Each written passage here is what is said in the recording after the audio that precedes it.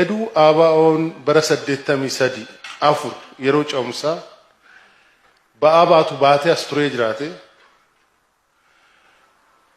ummanni Oromoo dargaggeessa Oromoo qeerroon qarreen waggaa 27 rakkoo keessan turuushu.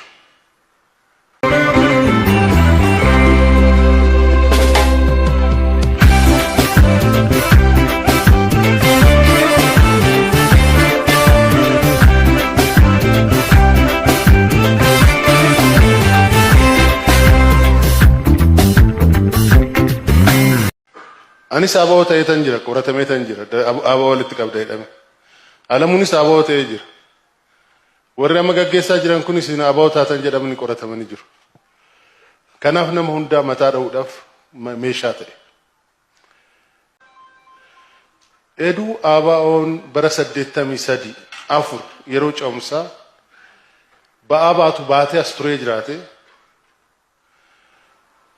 ummanni Oromoo dargaggeessa Oromoo qeerroon qarreen waggaa 27 rakkoo keessan turuushu. Guyyaa Jeneraal Waaqoo Guutuu amrii ta'anii reeffa isaanii fi maatii isaanii biyya Keeniyaatiifin guyyaa fuunee awwaalu rakkoo guddaa ture. Shiftaa maaliif fiddan tan jedhu jira. Kana maaliif akkas gootan tan jedhu jira. Garuu wanni fe'oo ta'e Jeneraal Waaqoo Guutuu qabsoo uummata Oromoo keessatti nama seenaa olaanaa qaban waan ta'aniif isaanoo kabajuu baanne warri amma jirru sin kabajamnudha hin jiru. Samboodas hamma humna keenya warra biyya alaa jiran akka galan yaalii guddaa godhaatii ture.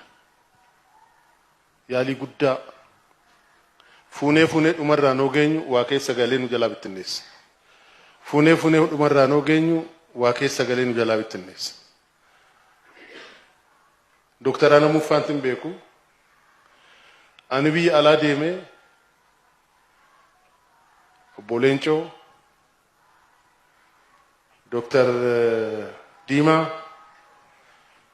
Leencoo Baatii Ameerikaa hundee namoota biraatis hedduun argatin deebi'een beeku. Guyyaa lama guyyaa sadii waliin teenyee marannee edu akkas ta'e wayyo waliin jennee addaan ba'a. Asoo geenyu oduu santan argee hoo jiraate imbaasirraa yookaan bakka tokkorraa abbaan duulaa abaa hojii mari'achaa oolee jedhamee oduun as ga'a. Dhumarratti anuu riipoortii godhuun calqabe hojii raawwachiistuun walitti qabamu.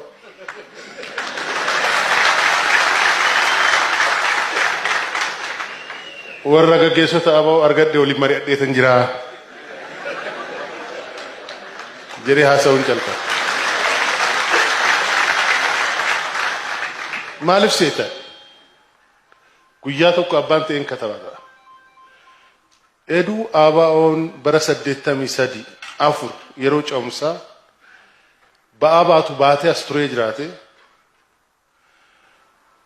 ummanni Oromoo dargaggeessa Oromoo qeerroon qarreen waggaa 27 rakkoo keessan turuushu. Yeroo gabaabaa keessatti dabarraa. Suni waan ta'eef rakkoon nurratti fe'a. Anis abaa ta'ee tan jira qoratamee tan jira abaa walitti qabda jedhame. Alamuunis abaa ta'ee jira. Warri amma gaggeessaa jiran kunis abaa taatan jedhamni qoratamanii jiru. Kanaaf nama hundaa mataa dha'uudhaaf meeshaa ta'e. Baay'ee nu miidhe. Har'as uummata Oromoo tan miidhu kan. Garaagarummaan hin jiraatu miti.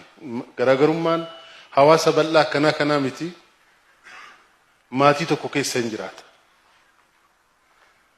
Maatii tokko keessatti namni shanoo jiraata. Tokko barnoota barbaada. Tokko sirbuu barbaada. Tokko faarfachuu barbaada. Tokko dhuguu barbaada. Tokko hojjechuu barbaada. Hundu garaagaraa garuu goojjoo sun hin jirtu hundaa hin baatti. Nu birattis goojjoo tokko qabna mana takka. Manatti tana keessatti garaagarummaan ilaalchaa jiraachuu danda'a. Manatti diiguudhaaf xaaruun qabna. ishii qabanneet achi keessatti garaagarummaa keenya qabannee deemuu qabna. Har'a dhugaa dubbachuudhaaf Dr. Abiy gaggeessonni har'a Dr. Abiy wajjin waltajjii qabatanii jiran wanni hojjechaa jiran kun eduu waggaa 30 dura calqabamee jiraate biyyi kun eessa geesse? Eduu waggaa 10 dura calqabamee jiraate biyyi kun eessa geesse?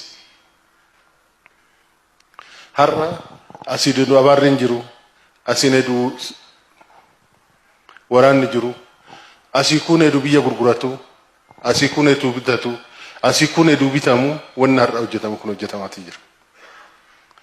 Eduu tokko taanee jiraanne hoo Itoophiyaa bariin jijjiirra.